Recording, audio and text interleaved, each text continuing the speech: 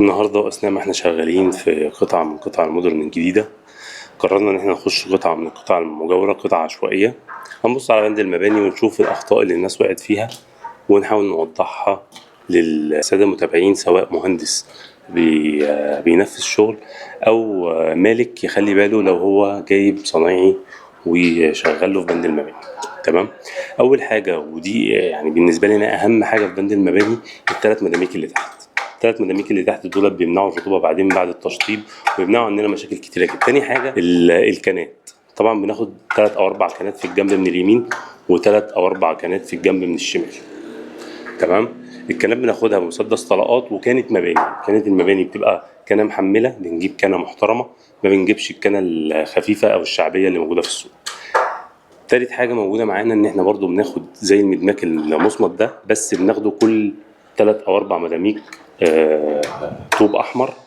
تمام. طوب الدبل دوت بناخد بعديه مدماكين مصمت، كل 4 مداميك بنقسطهم مدماكين مصمت.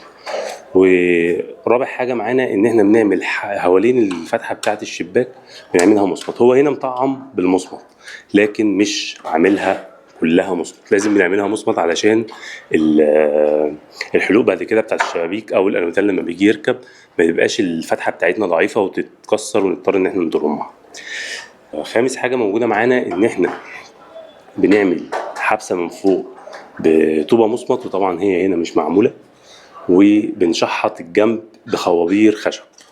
بنشحطها علشان خاطر الجنب يبقى متماسك معانا وما يظهرش فيه شروخ او عيوب بعد. بالنسبه بقى الحمامات انا بفضل ان انا اخد الحمام كله مصمت. هو هنا واخد الحمام الربع الاولاني او التلت الاولاني مصمت، والباقي واخده احمر ومش مكمله مصمت. طبعا ده يعني انا بالنسبه لي ما بحبش الموضوع دوت، لان الحمام بيبقى معرض للميه او بيبقى فيه شاور او اي كده.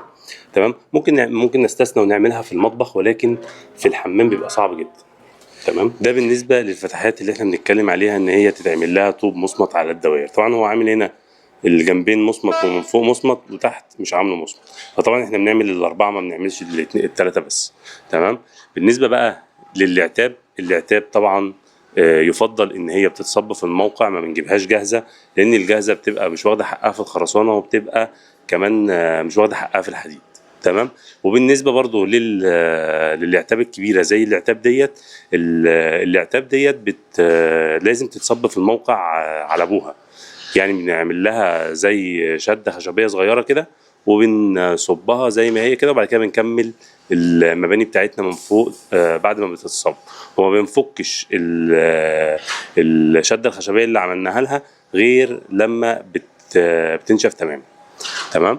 العتبه طبعا لازم تبقى راكبه من اليمين على الاقل 15 ل 20 سنتي، ومن الناحيه التانيه زيهم بالظبط. اخر حاجه، واثناء ما احنا شغالين في بند المباني لازم نبقى موقفين مهندس فاهم البند ويعرف يستلمه ازاي من المقاول او الصنايعي اللي احنا جايبينه، علشان ما يطلعش عيوب زي اللي احنا شايفينها دي. ان احنا بيبقى فيه عندنا الحزام اللي هو عامله دوت، حتى هو واخد حزام وحيد.